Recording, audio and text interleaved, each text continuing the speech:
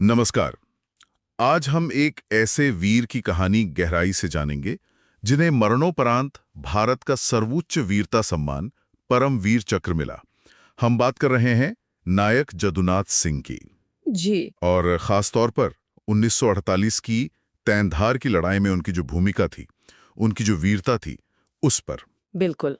हमारे पास जो जानकारी है वो उन्हीं की बहादुरी पर लिखे एक लेख से ली गई है और कोशिश यही है कि हम उनकी पृष्ठभूमि, उनका सफर और वो जो एक निर्णायक दिन था, उसको समझें। हाँ, वो दिन जिसने उन्हें इतिहास में अमर कर दिया। नायक जदुनाथ सिंह का जन्म हुआ था 21 नवंबर 1916 को उत्तर प्रदेश में शाहजहांपुर जिले का एक छोटा सा गांव है, खजूरी। अच्छा।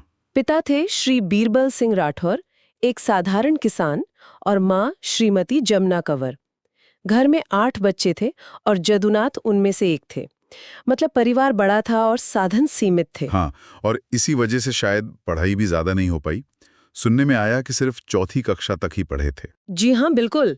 चौथी तक ही स्कूल जा पाए क्योंकि घर की जिम्मेदारियां थीं, खेतों में काम करना पड़ता था। लेकिन एक बात दिलचस्प है कि बचपन में वो गांव में पहलवान के तौर पर जाने जाते थे, कुश्ती के चैंपियन थे। हाँ, ये बात सच है। गांव के अखाड़े में उनका नाम था।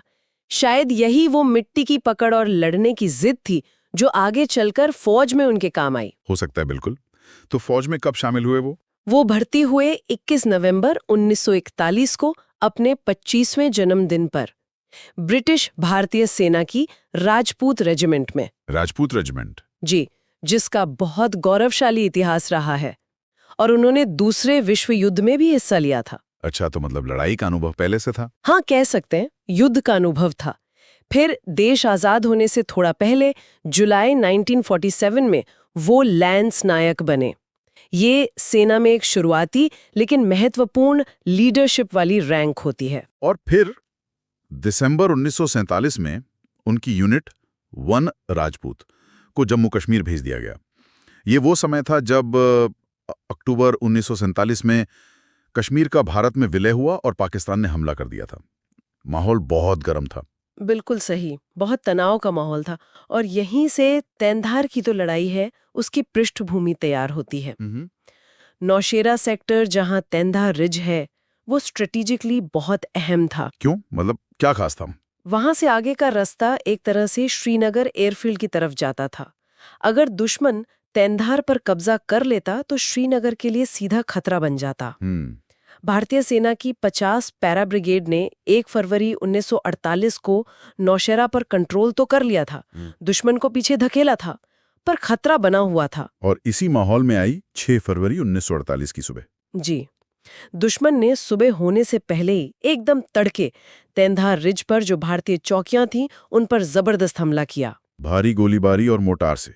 हाँ, गोलीबारी भी और मोटर फायरिंग भी। लगता था कि वो नौशेरा वापस छीनने की पूरी कोशिश में थे। और नायक जदुनाथ सिंह उस समय कहाँ थे? उस समय नायक जदुनाथ सिंह पिकेट नंबर 2, जो एक छोटी सी चौकी थी, उसकी कमान संभाल रहे थे।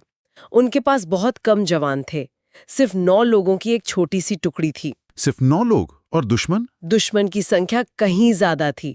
उन्होंने पहला हमला किया, जिसे जदुनाथ सिंह और उनके साथियों ने नाकाम कर दिया। पर इस हमले में उनके 4 साथी घायल हो गए। हो, मतलब सिर्फ 5 लोग बचे लड़ने के लिए, और दुश्मन फिर से हमला करने वाला था।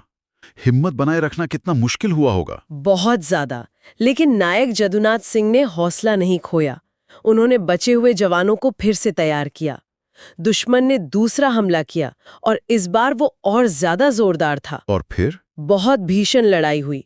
नायक जदुनाथ सिंह खुद भी इस हमले में घायल हो गए और तभी उनकी टुकड़ी का जो ब्रेन गन चलाने वाला सिपाही था, वो शहीद हो गया। Brain gun? वो मशीन गन होती थी ना? हाँ, उस जमाने की एक लाइट मशीन गन, बहुत अहम हथियार।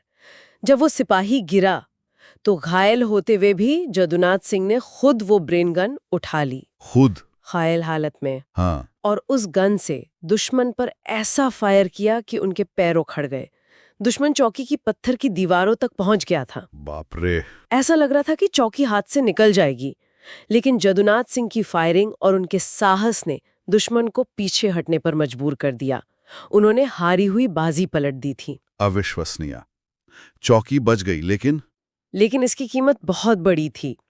दूसरे हमले के बाद चौकी पर नायक जदुनाथ सिंह अकेले बचे थे। अकेले? सब साथी? हाँ, उनके सभी साथी या तो शहीद हो चुके थे या इतने घायल थे कि लड़ नहीं सकते थे, और वो खुद भी गंभीर रूप से घायल थे। सोचकर भी रोंगटे खड़े हो जाते हैं। अकेले, घायल, और दुश्मन फिर से तैयारी कर रहा होगा। बिल्कुल, दुश्मन तीसरी बार हमला करने के लिए फिर से इकट्ठा हो रहा था। अब जदुनाथ सिंह के पास कोई विकल्प नहीं बचा था, या शायद उन्होंने कोई और विकल्प चुना ही नहीं। और फिर दुश्मन ने तीसरा हमला किया। इस बार नायक जदुनाथ सिंह ने जो किया वो बहादुरी की एक मिसाल है। अपनी स्टेन गन लेकर, वो छोटी सबमशीन गन होती है, वो बंकर से बाहर निकले अकेले, और दुश्मन पर टूट पड़े। वो जानते थे कि ये उनका आखिरी हमला है, पर वो दुश्मन को रोकना चाहते थे हर कीमत पर। दुश्मन पर क्या असर हुआ इसका? दुश्मन एकदम भौचक्का रह गया। एक अकेले घायल सिपाही का ऐसा रूप देखकर वो घबरा गए, उनके कदम उखड़ गए, वो पीछे भागने लगे। उन्होंने दुश्मन को भगा दिया? हाँ, लेकिन इसी दौरान दुश्मन की 2 गोलियां उनके सिर और सीने में लगीं, और वो वहीं वीर गति को प्राप्त हो गए, शहीद हो गए। उन्होंने अपनी चौकी बचा ली, नौशेरा को बचा लिया। उस मुश्किल घड़ी में उनका यह बलिदान कितना बड़ा था? बहुत बड़ा। उनकी ये जो असाधारण वीरता थी, उनका नेतृत्व और उनका ये सर्वोच्च बलिदान, इसने न सिर्फ उस चौकी को बचाया, बल्कि शायद पूरे नौशहरा सेक्टर की रक्षा में एक बहुत बड़ी भूमिका निभाई। और इसी अदम्य साहस के लिए उन्हें मरणोपरांत भारत का सर्वोच्च वीरता पुरस्कार परमवीर चक्र दिया गया। नायक जदुनाथ सिंह की कहानी हमें बताती है कि हिम्मत और वीरता सिर्फ हथियारों या संख्या में नहीं होती, वो तो असाधारण साहस और मजबूत इरादे से जन्म लेती हैं। बिल्कुल सही कहा। और ये कहानी हमें सोचने पर भी मजबूर करती है कि आखिर वो क्या चीज होती है, वो कौन सी प्रेरणा होती है जो किसी इंसान को ऐसी मुश्किल घड़ी में, जब मौत सामने खड़ी हो, तब भी इस तरह लड़ने और अपना सब कुछ बलिदान करने की ताकत देती है। ये सवाल नायक जदुनाथ सिंह जैसे वीरों की कहानी को और भी गहरा बना देता है ना?